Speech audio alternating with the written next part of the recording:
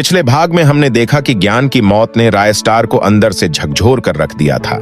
एक दिन उसने ठान लिया कि वह उस ड्रम को हमेशा के लिए खत्म कर देगा। शाम होते ही वह ड्रम को रिक्शा में रखकर एक सुनसान मैदान में ले गया। आग लगाते हुए बोला, ना रहेगा बांस और ना बजेगी बांसुरी। लेकिन जैसे ही वह गांव पहुंचा, उसकी आंखें फटी की फटी रह गईं। गांव के बीचों बीच सैकड़ों ड्रम पड़े थे। राय स्टार घुटनों के बल गिर पड़ा और बड़बड़ाया, ये कैसा श्राप ले लिया मैंने अपने ऊपर। उस रात दर्द और डर के मारे राय स्टार सो नहीं सका। उसके दिमाग में बस एक ही बात घूम रही थी, एक ड्रम रोज एक आदमी की जान लेता था, और अब जब हजारों ड्रम हैं, तो कल क्या होगा। अगली सुबह जब राय स्टार घर से बाहर निकला, गांव में सन्नाटा पसरा था। वह गांव के चौक की तरफ भागा, लेकिन वहां एक भी ड्रम नहीं था। तभी एक हाँफता हुआ आदमी उसके पास आया और बोला, भाई पूरा गांव तबाह हो गया। हर घर के बाहर एक लाश पड़ी है और एक ड्रम रखा है। हम दोनों के अलावा कोई नहीं बचा। राय स्टार अंदर से टूट गया। उस शाम श्मशान में मौत का मातम मचा हुआ था। हर तरफ जलती चिताएं और रोते बिलखते बच्चे। कुछ दिन बाद एक रात राय स्टार उसी सड़क से रिक्शा लेकर घर लौट रहा था। सड़क किनारे उसे एक बूढ़ा आदमी खड़ा मिला। उसने रिक्शा रोका और पूछा,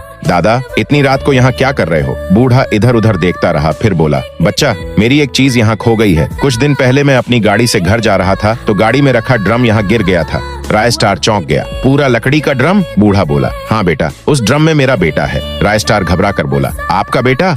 बूढ़ा धीरे धीरे बताने लगा, कुछ दिन पहले मेरा बेटा और उसकी पत्नी हनीमून के लिए शहर गए थे। एक हफ्ते बाद मैं खेतों में काम कर रहा था, तभी एक आदमी भागता हुआ आया और बोला, दादा आपको पुलिस स्टेशन बुलाया है। मैं घबरा कर वहाँ पहुँचा। पुलिस वालों ने मुझे एक ड्रम दिया और कहा, इसमें तुम्हारे बेटे की लाश है। मेरा दिल टूट गया। मैं ड्रम को गाड़ी में रखकर गांव ला रहा था, तभी वह गाड़ी से गिर गया। राय स्टार की आंखों में सच्चाई साफ हो चुकी थी। वह रोते हुए बोला, दादा उस ड्रम को गांव में लाने के बाद से पूरा गांव मौत की चपेट में है। दादा ने हाथ जोड़कर कहा, मुझे वहां ले चलो, मैं उससे बात करूंगा। दोनों रिक्शा में बैठकर गांव पहुंचे। दादा दौड़कर ड्रम के पास गया और चिल्लाया, तू ये क्या कर रहा है वीर बेटा, सबको क्यों मार रहा है। तभी हवा में एक चेहरा उभर आया। वह रोते हुए बोला, यहीं इस गांव में मेरी पत्नी और उसके प्रेमी ने मुझे भाग भाग कर मारा था। मैं गिड़गिड़ाकर हर घर गया, मदद की भीख मांगी, पर किसी ने मदद नहीं की। मेरी पत्नी और उसके प्रेमी ने मुझे यहीं मारकर मेरी लाश इस ड्रम में डाल दी थी। मैं बदला चाहता था।